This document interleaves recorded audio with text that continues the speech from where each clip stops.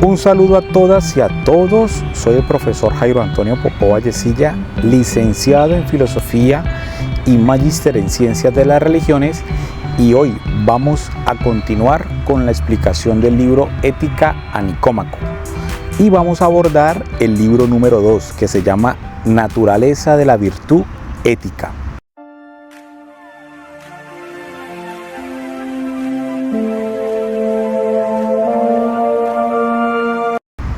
Como todo escrito sistemático y organizado, el de Aristóteles divide el estudio de las virtudes en sesiones, que se ocupan primero de las virtudes éticas, de la costumbre, de la convivencia, y luego de las virtudes dianoéticas, como son de la enseñanza, del conocimiento. Prefiere explicar por separado la naturaleza de cada una de ellas, para luego establecer con claridad sus diferencias. De las éticas se ocupa en los capítulos del 2 al 5 y de las dianoéticas desde el 6 hasta el 10.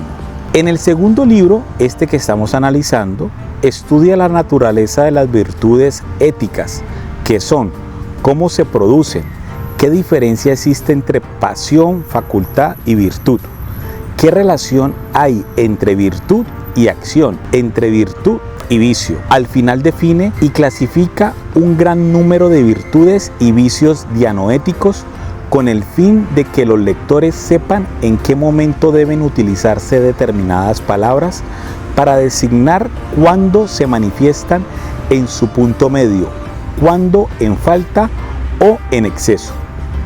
¿Qué es una virtud?, nos preguntamos, mientras recordamos que desde la infancia se nos ha dicho que todos tenemos virtudes y defectos.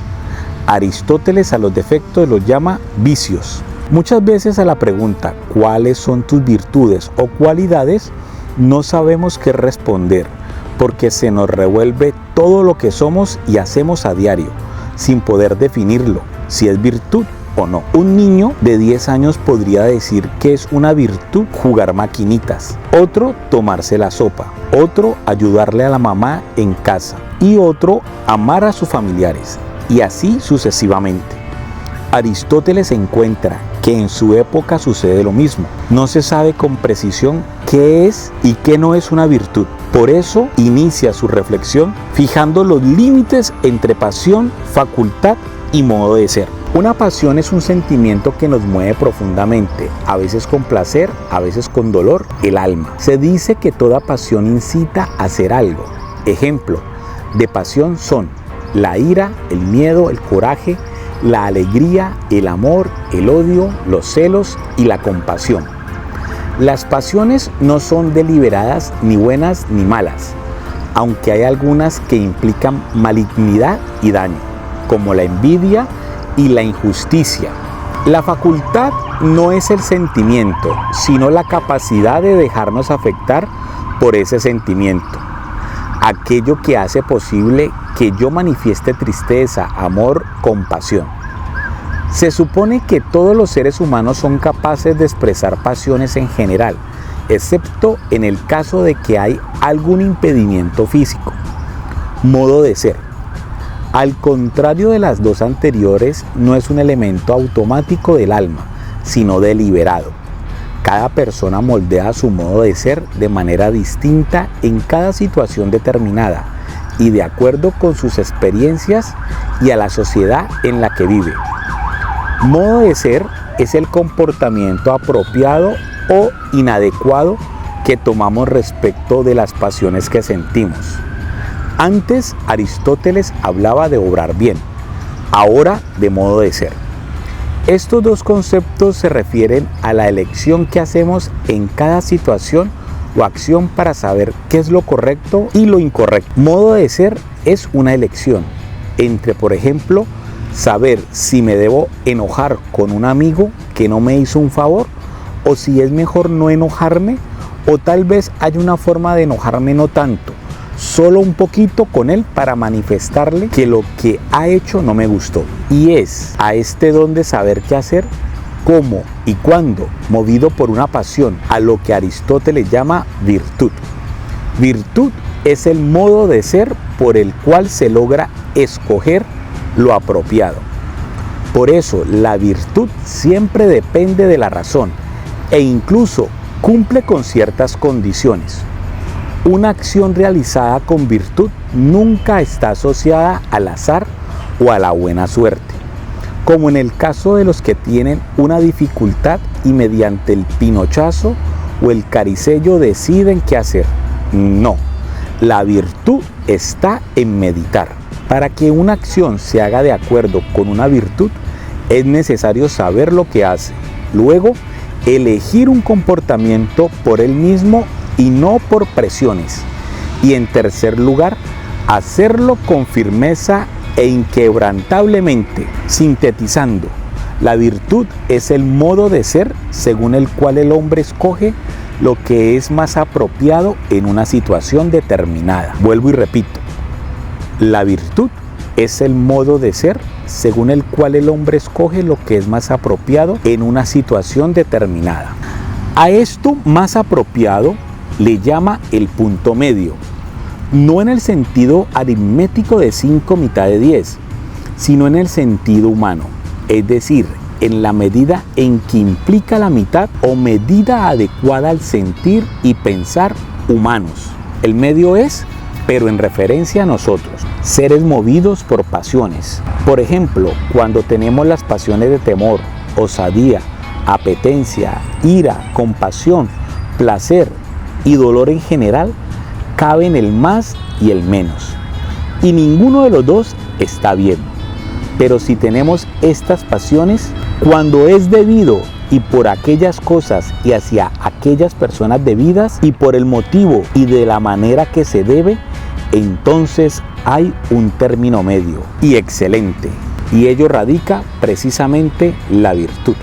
Con razón ha llamado a este don virtud, pues solo el hombre o la mujer inteligente la posee. Para ser virtuosos es indispensable poseer una alta dosis de serenidad, de análisis, ser selectivo, ser prudente.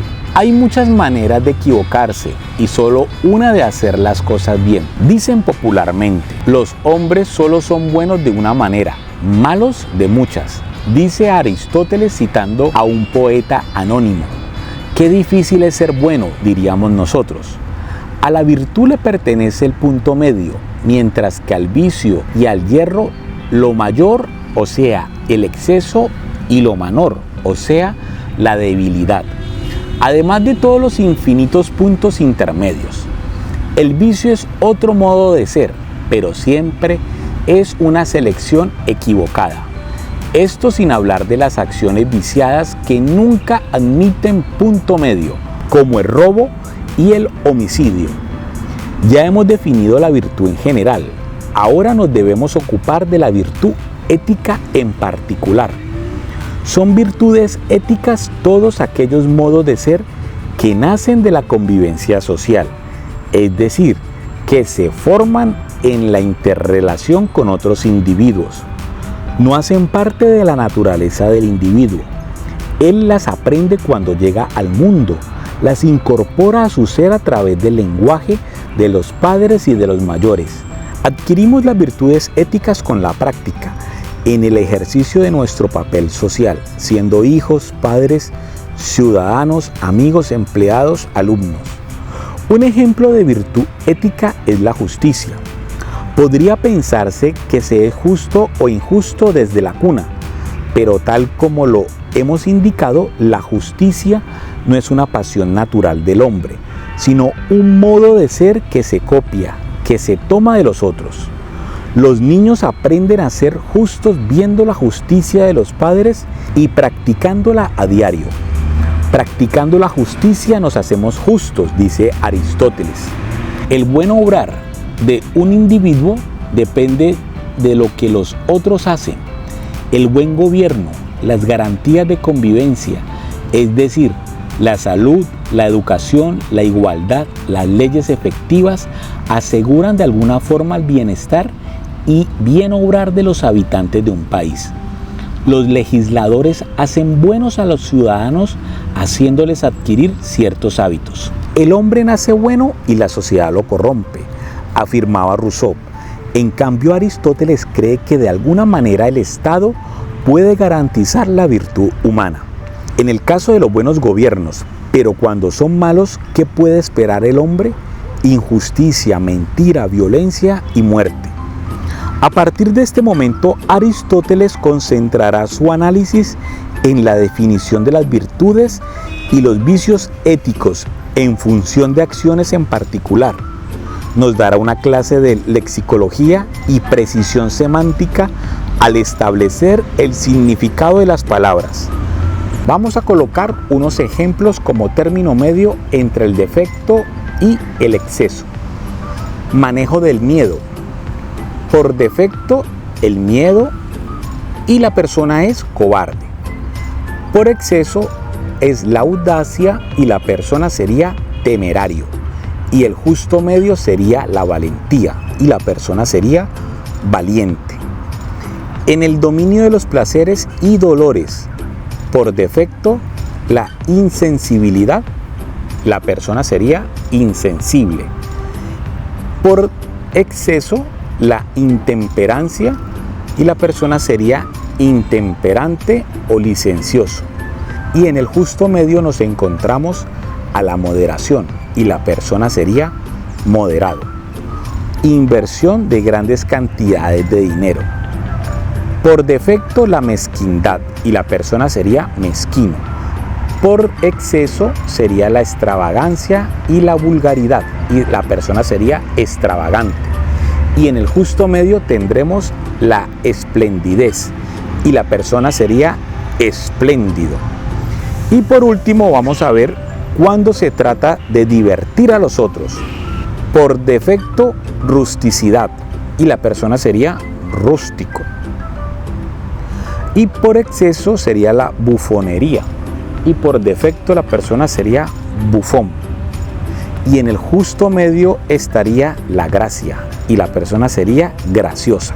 De la clasificación anterior, Aristóteles infiere que en la vida diaria es más complejo de lo que parece comportarse con moderación y acierto. Es tarea difícil ser bueno, dice con tristeza, pues no es fácil saber cuándo, por ejemplo, se debe gastar el dinero, a quién darlo y en la cantidad apropiada. Si Aristóteles presenciara una discusión familiar de hoy, diría lo que dijo hace 20 siglos. Solo un hombre virtuoso sabe en cada situación particular cómo, con quiénes, por qué motivos y por cuánto tiempo debe uno irritarse. A veces la sociedad elogia a un hombre o a una mujer cuando son apacibles y se quedan cortos en la ira. Otras, a aquellos que se enojan cuando tienen que enojarse. También se da el caso en el que nosotros cuestionamos a un amigo porque se ha enojado por algo que nos parece minúsculo o porque no se ha enojado por algo que nos parece de suma importancia. Así, evaluado el tema de las virtudes, solo resta, según Aristóteles, confiar en el buen criterio de cada persona, en la ayuda que pueda prestar a la sociedad como agente impulsor de la justicia y la cordura, y en la aplicabilidad de los dos consejos sabios. Primero, apartándonos lejos del error, llegaremos al término medio. Y segundo, en toda ocasión hay que guardarse principalmente de lo agradable y del placer, porque no lo juzgamos con imparcialidad. Bueno, con esto terminamos el día de hoy el análisis del segundo libro de Ética a Nicómaco, llamado Naturaleza de la virtud ética. Espero que les haya gustado. Por favor, darle un like, suscribirse a mi canal y compartirlo con otros estudiantes. Hasta pronto.